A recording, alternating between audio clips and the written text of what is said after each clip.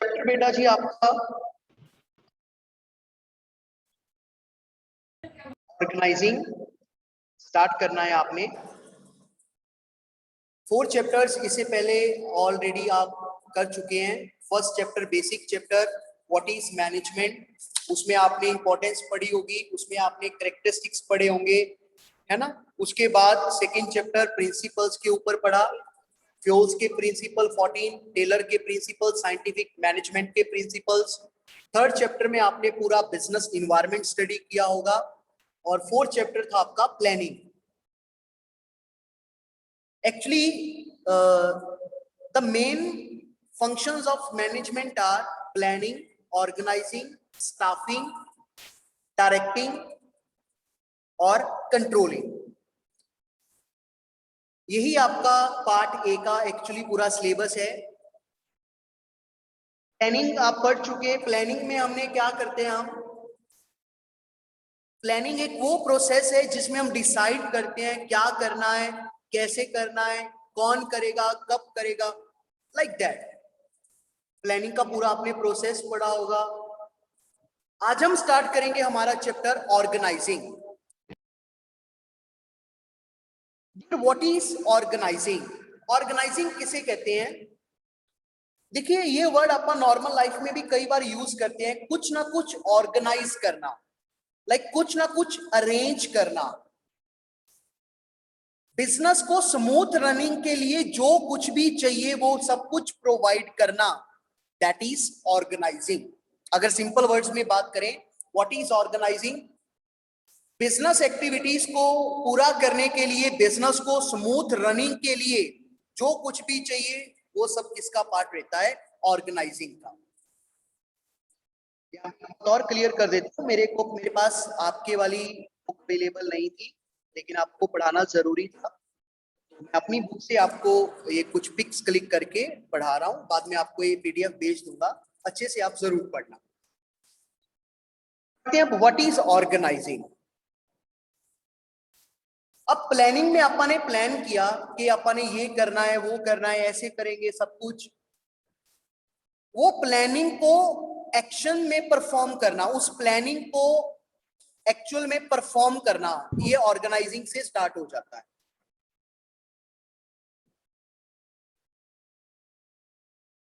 Organising objective को, वैसे तो है ना, देखिए कोई भी आप फंक्शन करोगे, प्लानिंग करोगे, ऑर्गेनाइजिंग करोगे, स्टाफिंग करोगे, डायरेक्टिंग करोगे, कंट्रोलिंग करोगे, तो ये बात तो आप हर किसी में कह सकते हो कि इसके बिना हम अपने ऑब्जेक्टिव्स को, बिजनेस गोल्स को हम अच्छे से फुलफिल नहीं कर सकते हैं। लेकिन ऑर्गेनाइजिंग में हम क्या करते हैं? ऑर्गेनाइजिंग में हम इंश्योर करते हैं कि जो भी हमें फिजिकल और ह्यूमन रिसोर्स चाहिए वो हम अवेलेबल हो हमारे पास। इस तरह से हम अपने बिजनेस की स्ट्रक्चर को क्रिएट करते हैं, इस तरह से हम अपने ऑर्गेनाइजेशन की स्ट्रक्चर को मेंटेन करते हैं, बनाते हैं, ताकि बिजनेस इन्वायरमेंट जितना भी चेंज हो। आपने बिजनेस इन्वायरमेंट वाले चैप्टर में जरूर पढ़ा होगा कि जो हमारा बिजनेस इन्वायरमेंट है वो डायनामिक है। डायनामिक का मतलब क्या रहता है? चेंज होता है। बिजनेस इन्वायरमेंट चेंज क्यों होता है? उसे बहुत सारे फैक्टर्स अफेक्ट करते हैं। जैसे बेसिक अगर बात करें, गवर्नमेंट की policies, economic conditions prevailing in our country, तो ये बहुत सी बातें हैं। सरकार ने टैक्स बदल दिया, टैक्स में कुछ चेंजेस कर दी, तो हमें अपने बिजनेस में कुछ चेंजेस करनी पड़ेंगी। सरकार ने इंपोर्ट एक्सपोर्ट को लेके कुछ चेंजेस कर दी, तो हमें अपने बिजनेस में कुछ ना कुछ चेंजेस करनी पड़ेंगी। मतलब हमारा जो बिजनेस इन्वायरमेंट है वो बड़ा डायनामिक नेचर का है। तो ऑर्गेनाइजिंग में हम क्या करते हैं? अपने रिसोर्सेज को इकट्ठा करते हैं, जो भी हमें चाहिए, वो फिजिकल रिसोर्स भी हो सकता है, वो ह्यूमन रिसोर्स भी हो सकता है। हमारे बिजनेस की स्ट्रक्चर इस तरह से क्रिएट करते हैं कि अगर बिजनेस इन्वायरमेंट चेंज भी हो तो हमें किसी तरह की कोई प्रॉब्लम ना आए, हम इजीली उन चेंजेस को अडॉप्ट कर पाए और हम अपने ऑब्जेक्टिव्स को अच्छे से इफेक्टिवली एंड एफिशिएंटली अचीव कर पाए। What is organizing? एक एग्जांपल के थ्रू आपको बहुत अच्छे से समझ आएगा कि ऑर्गेनाइजिंग का मतलब क्या है। यहाँ पे बहुत अच्छी एग्जांपल लिखी है, ध्यान से समझना। कहते आपका ऑब्जेक्टिव है, आप में से मैक्सिमम बच्चों का ऑब्जेक्टिव होगा हमने 12th में 90% से ज्यादा, इवन कि आप में से तो कुछ बच्चे ऐसे भी होंगे जिनका ऑब्जेक्टिव सिर्फ 90 ही नहीं बल्कि 98 99 ऐसे होगा, है ना, और फुल भी होगा कि कोशिश करेंगे अगर 100% आए। तो कहते हैं आपका मान के चलिए ऑब्जेक्टिव है कि आपने 90% मार्क्स लेने हैं। उसके लिए आपने कुछ ना कुछ प्लान्स बनाए होंगे कि लाइक हम हर हफ्ते एक सब्जेक्ट को 5 घंटे जरूर देंगे, मतलब वीक में एक सब्जेक्ट 5 घंटे तो जरूर पढ़ेंगे ही पढ़ेंगे, ये आपने प्लान बना लिया। ये आपका जो प्लान है, इस प्लान के थ्रू आप अपने ऑब्जेक्टिव को तभी अचीव कर पाओगे जब आप आपके पास जो फिजिकल रिसोर्सेज और ह्यूमन रिसोर्सेज है उसको अच्छे से मैनेज कर पाओगे। इस एग्जांपल के अकॉर्डिंग आपका फिजिकल रिसोर्स क्या है? आपकी बुक्स। भैया आपने मार्क्स लेने हैं तो आपको अच्छी वाली बुक्स चाहिए। आपको घर में एक ऐसी जगह चाहिए जहां पे कि आपको आपके मम्मी पापा भाई बहन आपको डिस्टर्ब ना कर पाए, जहां पे आप कंसंट्रेशन से मन लगा के पढ़ पाओ। ह्यूमन रिसोर्स क्या काम करेगा इसमें? हम टीचर्स। एक ऐसा टीचर जो कि आपको अच्छे से गाइड कर पाए, एक ऐसा टीचर जो कि आपको नोट्स बनाने में, क्वेश्चंस के आंसर देने में, आपका टाइम मैनेज करने में आपको मदद कर पाए। दैट इज, ये क्या किया है आपने? आपने क्या किया है? Totally organising. प्लान बनाया आपने, मैंने 90% लेने हैं। प्लान बनाया आपने, मैंने 99% लेने हैं। उस प्लान को, है ना, ऑब्जेक्टिव फिक्स किया कि इतने मार्क्स लेने हैं। प्लान बनाया 5 घंटे रोज पढ़ना है। उसको, उस ऑब्जेक्टिव को पूरा करने के लिए सिर्फ प्लानिंग ही काफी नहीं है कि ये सोच लिया 5 घंटे पढ़ेंगे, नहीं। वो 5 घंटे पढ़ाई करने के लिए आपको अच्छी वाली बुक्स चाहिए, आपको एक घर में ऐसी जगह चाहिए जहां पे आपको कोई डिस्टर्ब ना करे, ये आपका फिजिकल रिसोर्स। और इसमें ह्यूमन रिसोर्स, एक अच्छा टीचर चाहिए, एक नहीं बहुत सारे अच्छे टीचर्स चाहिए जो कि आपको रेगुलर लेवल पे मोटिवेट करते रहे, जो कि आपको रेगुलर लेवल पे समझाते रहे, बेटा स्टडी क्यों जरूरी है, बेटा जी पढ़ना है, 12th का मामला है, बेटा जी पैटर्न चेंज हो गया है, उस पैटर्न के अकॉर्डिंग आपको अपनी पढ़ाई करनी चाहिए। नए नए नोट्स, नए नए क्वेश्चंस के आंसर, डिफिकल्ट क्वेश्चंस।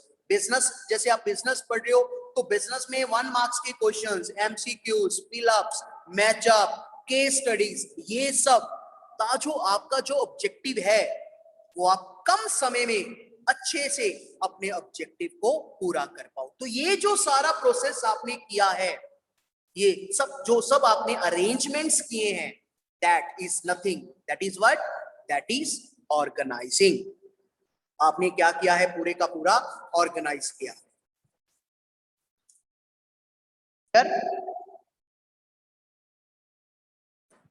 अब देखिए आगे, आपके टारगेट्स को पूरी स्टोरी के साथ पढ़ेंगे, बहुत अच्छा लिखा हुआ है इसमें। आपके टारगेट्स को अचीव करने के लिए आपके जो सब्जेक्ट टीचर हैं, है ना, जैसे मान लो फॉर एग्जांपल मैं हूं, तो मैं क्या करूंगा? आपके पूरे सिलेबस को पार्ट्स में डिवाइड करूंगा। आपको बुक्स के बारे में बताएंगे, बेटा ये बुक्स पढ़नी चाहिए, बेटा ये नोट्स पढ़ने चाहिए, बेटा यहां से पढ़ना चाहिए। आपको सारा समझाएंगे कि बेटा कैसे आप, है ना, आपके टेस्ट लेते रहेंगे ताकि आप उस सिलेबस को, अपने ऑब्जेक्टिव को अच्छे से पूरा कर पाओ।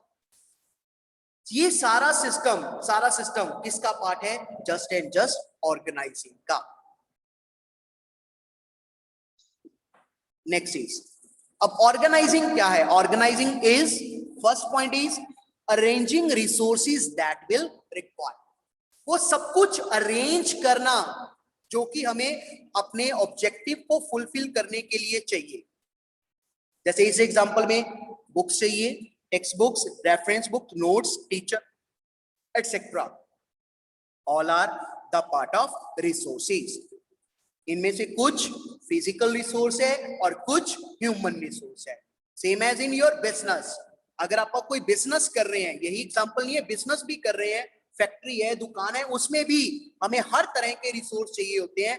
हमें फिजिकल रिसोर्स, कोई मशीनरी, फर्नीचर, ये भी चाहिए होता है, और ह्यूमन रिसोर्स, हमें अच्छे वाले एम्प्लॉयज की, अच्छे वाले वर्कर्स की, अच्छे वाले मैनेजर्स की जरूरत होती है, ताकि हम अपने गोल्स को अच्छे से अचीव कर पाए।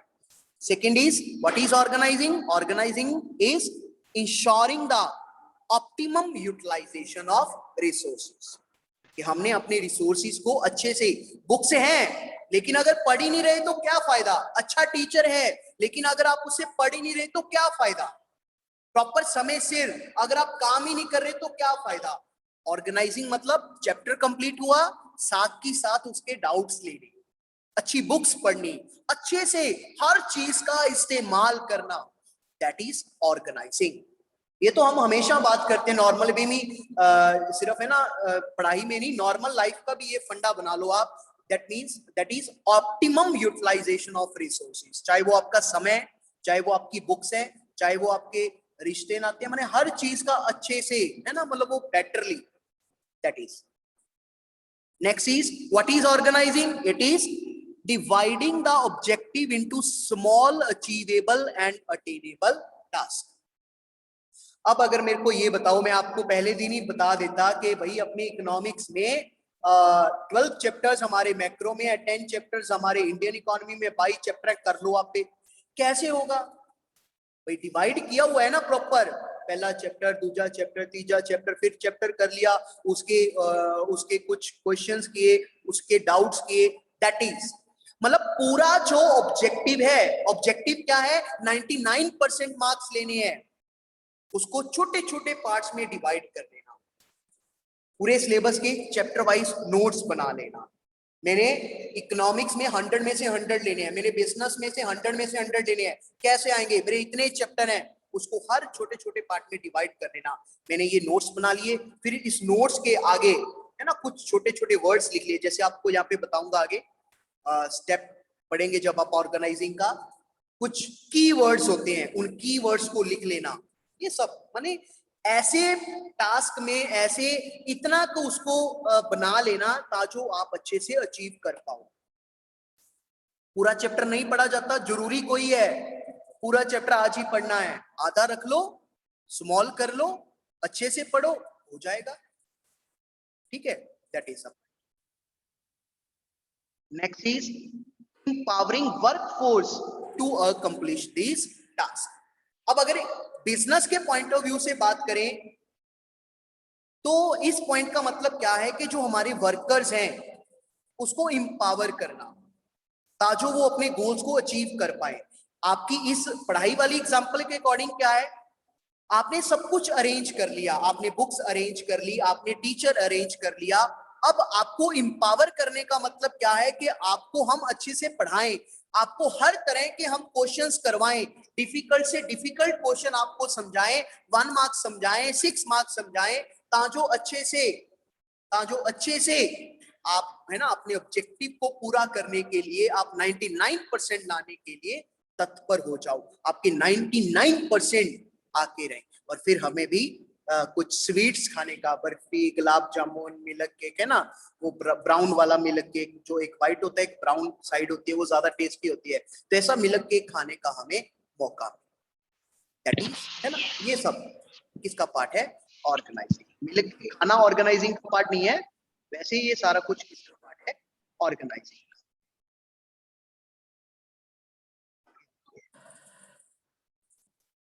अब देखिए यहाँ पे कुछ पॉइंट क्लियर करते हैं, क्या कहना चाह रहे हैं, कहते हैं organizing as a function of management. ये तो आपको कंफर्म ही है, स्टार्टिंग में चैप्टर्स में आपने पढ़ा है, these are the functions of management, planning, organizing, staffing, directing और कंट्रोलिंग, है ना। तो कहते हैं ऑर्गेनाइजिंग मैनेजमेंट का एक फंक्शन है, इससे क्या होता है? First is creation of organizational structure with suitable personnel, एक ऐसा अच्छे वाला स्ट्रक्चर क्रिएट करना जिसमें कि सूटेबल लोग हों। पर्सनल का मतलब क्या होता है? एम्प्लॉय, ये पर्सनल नहीं है, पर्सोनल कहते हैं इसे, मतलब workers. Second, designing specific role to eliminate imbecility. Imbecility का मतलब क्या होता है? कंफ्यूजन। इस तरह से हर बंदे के रोल स्पेसिफिक कर देना कि कंपनी में, ऑर्गेनाइजेशन में, बिजनेस में किसी तरह की कोई भी कंफ्यूजन ना रहे। अगर किसी भी तरह की कोई यार कंफ्यूजन रह जाएगी तो आप अपने टारगेट्स को, आप अपने ऑब्जेक्टिव्स को फुलफिल कर ही नहीं सकते हैं। जैसे मान लो मैं पीजीटी इकोनॉमिक्स हूं स्कूल में, है ना, तो भाई अगर मेरे को यही नहीं पता है कि मैंने किसको बताना है ना, किसका क्या रोल है, मैं किसके प्रति अकाउंटेबल हूं, मेरा यहाँ पे काम क्या है, मेरे को ये बताओ। क्या जब मुझे मेरा रोल ही नहीं पता होगा मैंने स्कूल में करना क्या है, तो कंफ्यूजन होगी कि नहीं होगी? क्या मैं फिर अपना जो टारगेट यहाँ पे सेट करके आया हूं, जो भी what ever the target, either my economic, personal economic growth, either giving either motivating the students to scoring more and more marks, whatever my target, अगर किसी तरह की कोई कंफ्यूजन रहेगी तो शायद मैं अपने वो सारे टारगेट्स को पूरा नहीं कर पाऊंगा। तो ऑर्गेनाइजेशन से क्या होता है, इसमें हम सारी वो कंफ्यूजन दूर कर देते हैं, हर बंदे का रोल डिजाइन कर देते हैं। Third is defining inter relationship among personnel for productive cooperation. जो भी आपस में, ये फोर्थ और फिफ्थ पॉइंट थोड़ा थोड़ा रिलेटेड है। कैसे रिलेटेड है? मतलब यहां पे अथॉरिटी रिस्पॉन्सिबिलिटी रिलेशनशिप फिक्स करना, कौन बंदा सुपीरियर है, कौन आपका सबॉर्डिनेट है, आप किसको अकाउंटेबल हो और आपको कौन अकाउंटेबल है, आपकी कितनी रिस्पॉन्सिबिलिटी है, ये सारी बात क्लियर कट होनी चाहिए। जब ये सब कुछ क्लियर होगा तो आपस में किसी तरह की मिसअंडरस्टैंडिंग भी नहीं रहेगी और आपस में एक भाईचारा, दैट इज भाईचारा कॉपरेशन, और आपस में वो अच्छे वाला, है ना, एक ब्रांडेड कॉपरेशन भी बना रहेगा। जब कॉपरेशन होगा मिसअंडरस्टैंडिंग नहीं होगी, मिसअंडरस्टैंडिंग नहीं होगी तो किसी तरह की चाओस एंड कंफ्यूजन, है ना, वो चाओस माने कंफ्यूजन, वो किसी तरह की क्रिएट नहीं होगी। तो जब ये सब कुछ नहीं होगा, सब कुछ वेरी वेरी स्मूथली चलेगा, मक्खन की तरह जब सब कुछ चलेगा, तो आप अपने ऑब्जेक्टिव्स को बिजनेस में एफिशिएंटली एंड इफेक्टिवली जरूर जरूर कंप्लीट कर पाओगे। That is organization, organizing. तो यहाँ पे हमारे पास डिफरेंट ऑथर्स की डिफरेंट डेफिनेशंस हमारे पास हैं। थ्यू हैमन की है, लुइस एलन की है, हेनरी फ्योल की है, विलियम स्प्रिगल की है। कोई सी भी डेफिनेशन जो आपको अच्छी लगे आप देख सकते हो, पढ़ सकते हो, याद कर सकते हो। What is organising according to Theo Haimann is a process of defining and grouping the activities of the enterprise and establishing authority relationship among them, है ना। पूरा सारी एक्टिविटीज को डिफाइन करना, उसको ग्रुप बना देना और आपस में अथॉरिटी रिस्पॉन्सिबिलिटी रिलेशनशिप फिक्स करना। अथॉरिटी रिस्पॉन्सिबिलिटी उम्मीद करता हूं कि आप अच्छे से समझ रहे होंगे।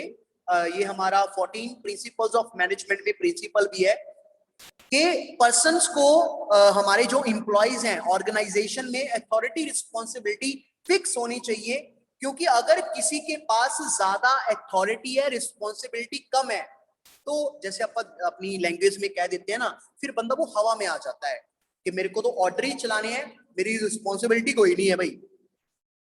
और अगर किसी पर्सन के ऊपर रिस्पॉन्सिबिलिटी ज्यादा है लेकिन उसके पास अथॉरिटी कम है काम को करने की, तो तब भी अपने गोल्स अचीव नहीं होंगे, है ना। तो एक वो बैलेंस मेंटेन करके रखना between the authority and responsibility.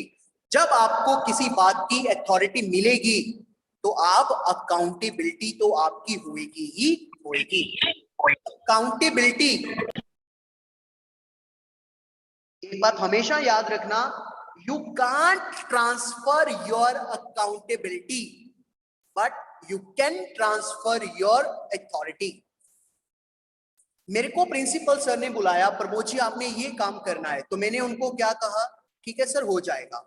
मैंने वो काम आगे मान लो के सर को कह दिया, के सर आप ये काम कर देना, ठीक है। के सर बाई चांस भूल गए, तो ऑफिस में प्रमोद जी को बुलाया जाएगा, ऑफिस में ये नहीं कहा जाएगा कि प्रमोद जी काम आपने नहीं किया, अच्छा अच्छा आपने केके सर को कहा था, चलो केके सर को बुलाओ उनकी क्लास लगाते हैं। नहीं, in the office who is accountable? Mister Pramod, not mister KK, because here is my responsibility. From the office I get authority, but I transfer my authority to another person to perform a activity. तो अगर उन्होंने perform नहीं किया, then only and only I will be the responsible, I will be the accountable.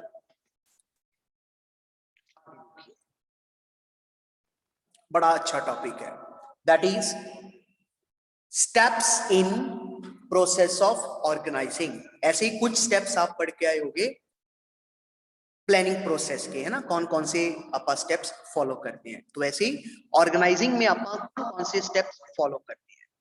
बड़ी अच्छी example लिख रखी है इस बुक में। कहते कोई दिन है, क्लास टीचर ने अपने आप, है ना, मैं क्लास टीचर आपका, आप मेरे स्टूडेंट्स, तो मैं आपको कह रहा हूं उसी वे से समझना, अपने ऊपर बात लेके देखना। मैं आपको क्या इंस्ट्रक्शंस दे रहा हूं, बेटा जी आपकी क्लास में जो बोर्ड लगा है उसको प्लीज चेंज कर दीजिए, बोर्ड को नहीं, मतलब उसके ऊपर जो पेपर्स लगे होते हैं ना, इसको अपडेट कर दीजिए। इस पे जो पेपर लगे हैं वो अकॉर्डिंग टू लगे हैं दिवाली के, और अब जो आने वाले त्योहार हैं वो लोहड़ी आएगी और होली का सीजन आएगा, तो आप उस वे से वैसे ही आप अपने नोटिस बोर्ड को क्लासरूम में सजा देना, और क्लास लाइब्रेरी को अरेंज कर देना, सारी बुक्स जो किसी स्टूडेंट्स के पास हैं वो सारी इकट्ठी कर देना। ये ऐसा सारा काम ऐसी वैसी बातें बोल के मैं क्लास में से चला गया। अब मेरे को ये बताओ क्या कुछ कह गया मैं, क्लास में नोटिस बोर्ड चेंज करना है ना, क्लास में बच्चों के पास जो लाइब्रेरी की बुक्स हैं वो सारी अरेंज करनी है, कल तक ये काम हो जाना चाहिए, और जो मेरे लायक मेरे सब्जेक्ट की कॉपीज हैं वो सारी मुझे चाहिए, ये करना है वो करना है।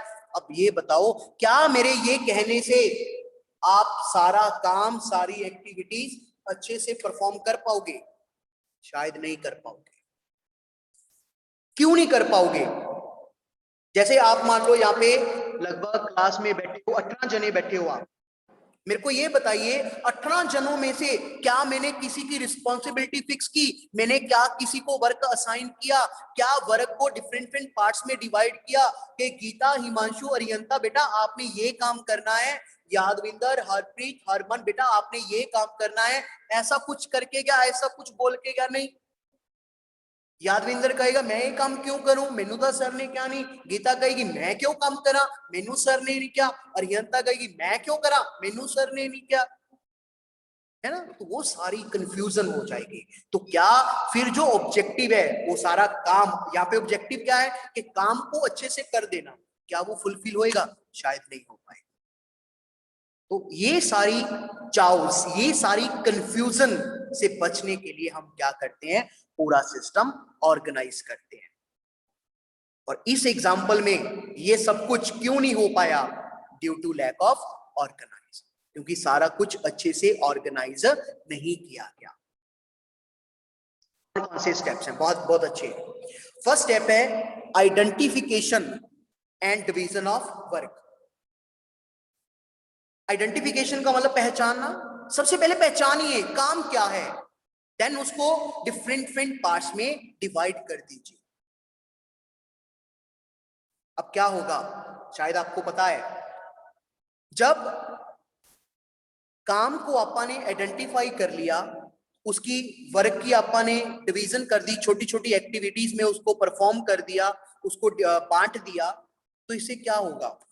एक तो डुप्लीकेट वर्क नहीं होगा, मतलब एक ही दो बंदे एक ही तरह का काम नहीं करेंगे, जो बर्डन है काम का वो शेयर हो जाएगा। That is identification and division of work. अब मेरे को ये बताइए, जब आप वर्क को डिवाइड करते हैं डिफरेंट पार्ट्स में तो क्या होता है? बता सकते हैं कोई? जब आप वर्क को डिफरेंट पार्ट्स में डिवाइड कर देते हैं तो क्या होता है? यहाँ पे अगर लिखना चाहें, एक तो कंफ्यूजन आई थिंक खत्म हो जाएगी, वो जो चाउस की आप बात कर रहे थे। दूसरा, मे बी स्पेशलाइजेशन आ जाएगी, शायद कॉपरेशन भी हो, जैसे काम बांट दिया, गीता और हिमांशु को एक काम दे दिया, अरिहंता और हरमनदीप को मान लो एक काम दे दिया। तो यहाँ पे क्या हुआ, गीता और हिमांशु का काम खत्म हुआ, कॉपरेट करेंगे, झगड़ा नहीं है कोई। झगड़ा क्यों नहीं है कोई? झगड़ा क्यों नहीं है कोई? क्योंकि काम बांटा हुआ है, उन्होंने काम कर लिया, वो तो बात ही खत्म होगी कि मैं क्यों करूं, मैंने तो किया ही नहीं। काम बांटा हुआ है, आइडेंटिफाई करके उसको डिवाइड कर दिया गया है, तो जिससे क्या होगा, वो कॉपरेशन भी साथ में इंक्रीज होगा,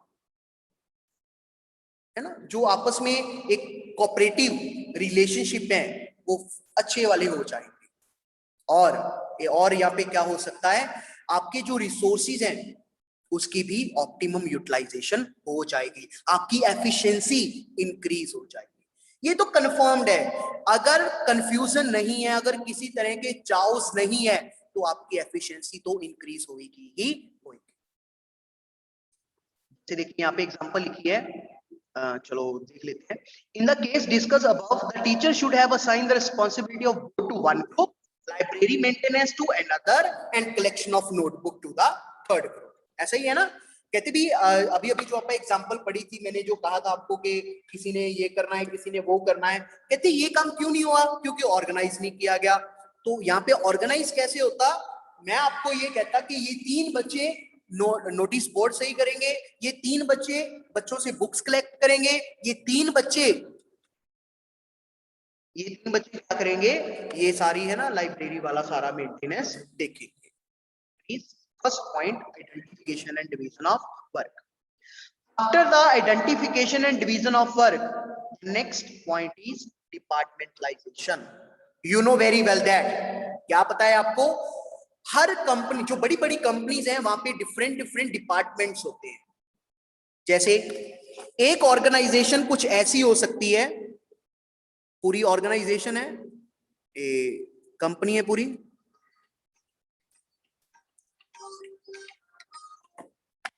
पूरी कंपनी है, उसने अपने डिफरेंट डिफरेंट डिपार्टमेंट बनाए हुए हैं, जैसे लाइक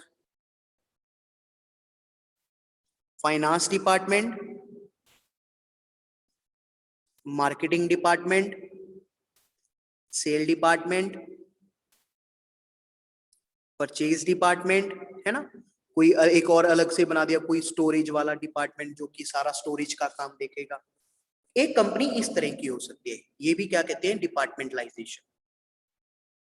ऐसी, ध्यान से समझिए, एक पॉइंट बता रहा हूं यहाँ पे, ऐसी ऑर्गेनाइजेशन जिसको कि हम इस तरह से अलग अलग पार्ट्स में उसके काम के अकॉर्डिंग कंपनी को डिवाइड कर दिया। फाइनेंस का काम फाइनेंस डिपार्टमेंट, मार्केटिंग का काम सेल परचेज का काम मार्केटिंग डिपार्टमेंट, है ना। ऐसे अलग अलग सारा, पैसे इकट्ठे करने का काम मार्केटिंग डिपार्टमेंट, माल बेचने का काम सेल डिपार्टमेंट, माल खरीदने का काम परचेज डिपार्टमेंट, स्टोर करने का काम स्टोरेज डिपार्टमेंट।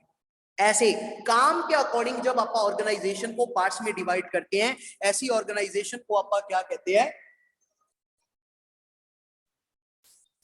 ऐसी ऑर्गेनाइजेशन को आप क्या कहते हैं, यहां पे लिख देता हूं मैं, फंक्शनल ऑर्गेनाइजेशन। कौन सी ऑर्गेनाइजेशन होती है, फंक्शनल ऑर्गेनाइजेशन। अब आगे आपको टॉपिक भी आएगा, फंक्शनल ऑर्गेनाइजेशन कौन सी है, नेम से ही कंफर्म है, no need to be cram something. What is functional organization, है ना, द स्ट्रक्चर, वो ऑर्गेनाइजेशन जिसकी की स्ट्रक्चर मेंटेन की गई है according to the functions perform by the organization. Finance, finance department, marketing का देखने के लिए मार्केटिंग बना दिया, कल सेल का काम देखने के लिए सेल बना दिया। एक जैसे और डिपार्टमेंट बन सकता है ना, टूल वाला भी, कोई सामान चाहिए, कोई रिपेयर स्पेयर वाला, वो अलग से बना दिया। That is functional organization. एक ऑर्गेनाइजेशन होती है, यहाँ पे थोड़ा सा इरेज करना पड़ेगा,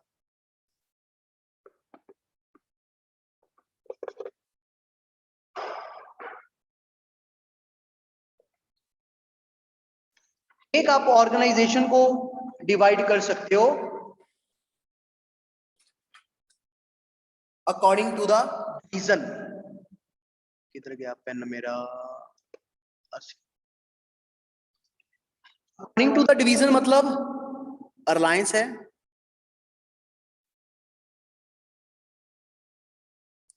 ऑयल का कारोबार अलग देख रहा है, जियो टेलीकॉम का कारोबार अलग है सारा, रिलायंस रिटेल अलग है सारा, है ना। इस तरह से भी जो आप काम करते हैं, रिलायंस का है, तेल का कारोबार भी है, मोबाइल नेटवर्किंग का काम भी है, रिटेल का कारोबार भी है, इंश्योरेंस का कारोबार भी है।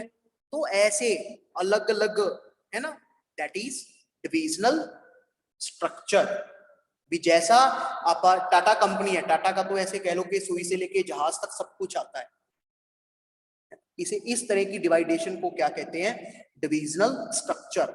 जितनी ज्यादा बड़ी इंडस्ट्री होगी, जितनी ज्यादा बड़ी कंपनी होगी, उतना ही उसमें डिविजनल स्ट्रक्चर हो पाएगा, और जितनी कंपनी छोटी होगी उसमें डिविजनल की बजाय फंक्शनल स्ट्रक्चर ही होगा।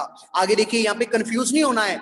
ये डिविजनल में जैसे ऑयल का काम है, इसके तो अलग अलग डिपार्टमेंट बनेंगे, जैसे फाइनेंस का, मार्केटिंग का, सेल का, परचेज का, स्टोरेज का। ऐसी जियो टेलीकॉम, इसके अलग अलग बन जाएंगे, रिटेल कारोबार इसके अलग अलग बन जाएंगे, इंश्योरेंस वाला इसके अलग अलग बन जाएंगे। ऐसी सारी स्ट्रक्चर को क्या कहते हैं, दैट इज डिविजनल स्ट्रक्चर।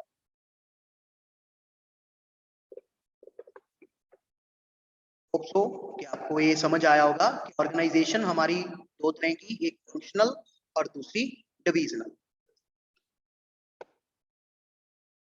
ठीक है।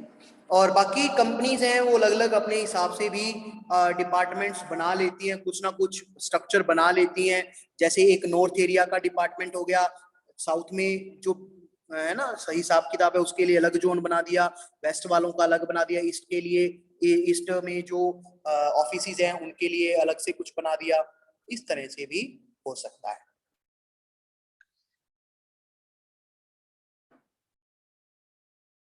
क्लियर। आज बेटा इतना ही करेंगे, है ना, क्योंकि मेरी तरफ से भी आपको फर्स्ट टाइम पढ़ाया गया है। तो अच्छे से इसको आप अपना रिवाइज कीजिए,